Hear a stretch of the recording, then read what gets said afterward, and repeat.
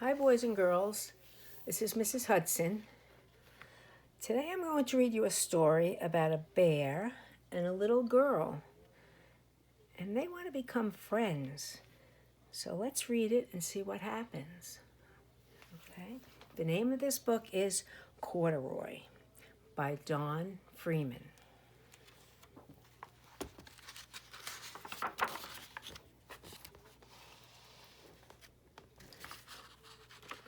Corduroy.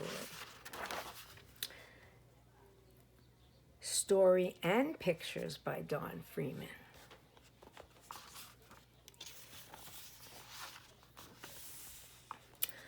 Corduroy is a bear who once lived in the toy department of a big store. Day after day, he waited with all the other animals and dolls for somebody to come along and take him home. There he is. The store was always filled with shoppers buying all sorts of things, but no one ever seemed to want a small bear in green overalls. Then, one morning, a little girl stopped and looked straight into Corduroy's bright eyes. "Oh, Mommy," she said, "look, there's the very bear I've always wanted." "Not today, dear," her mother sighed. "I've spent too much already. Besides, he doesn't look new. He's lost the button to one of his shoulder straps." Corduroy watched them sadly as they walked away. "I didn't know I'd lost a button," he said to himself. "Tonight I'll go and see if I can find it." Late that evening, when all the shoppers had gone and the doors were shut and locked, Corduroy climbed carefully down from his shelf and began searching everywhere on the floor for his lost button. Suddenly, he felt the floor moving under him.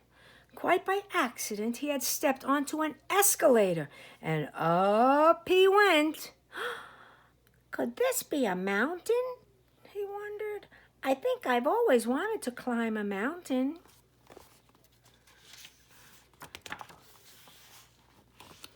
He stepped off the escalator as it reached the next floor, and there, before his eyes, was a most amazing sight. Tables and chairs and lamps and sofas and rows of beds. "This must be a palace," Corduroy gasped. "I guess I've always wanted to live in a palace."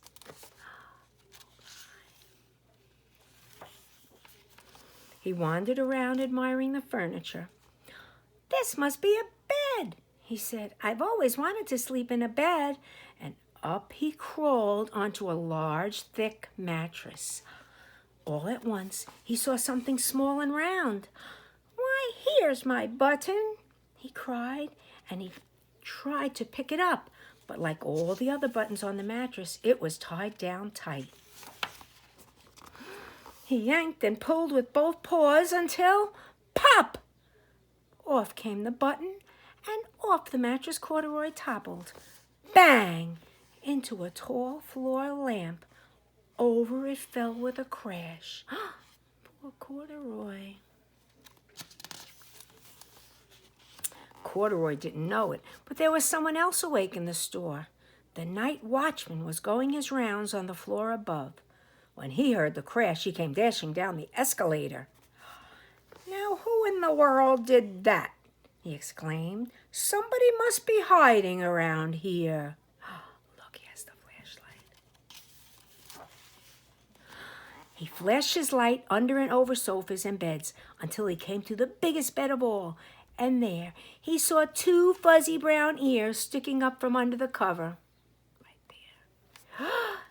"Hello," he said. "How did you get upstairs?" The watchman took Corduroy under his arm and carried him down the escalator and set him on the shelf in the toy department with the other animals and dolls. Yes. Corduroy was just waking up when the first customers came into the store in the morning, And there, looking at him with a wide, warm smile, was the same little girl he'd seen only the day before. "I'm Lisa," she said, "and you're going to be my very own bear. Last night I counted what I've saved in my piggy bank, and my mother said I could bring you home."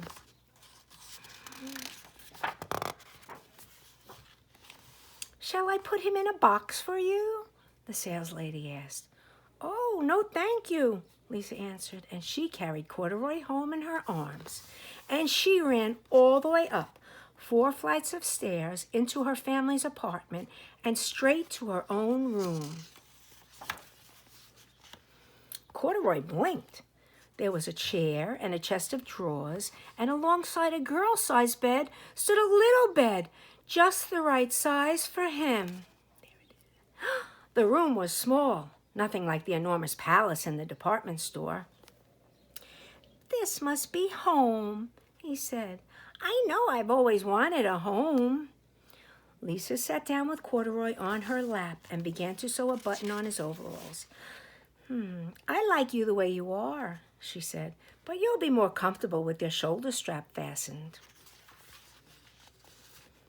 "You must be a friend," said Corduroy. "I've always wanted a friend." "Me too," said Lisa, and gave him a big hug. The end.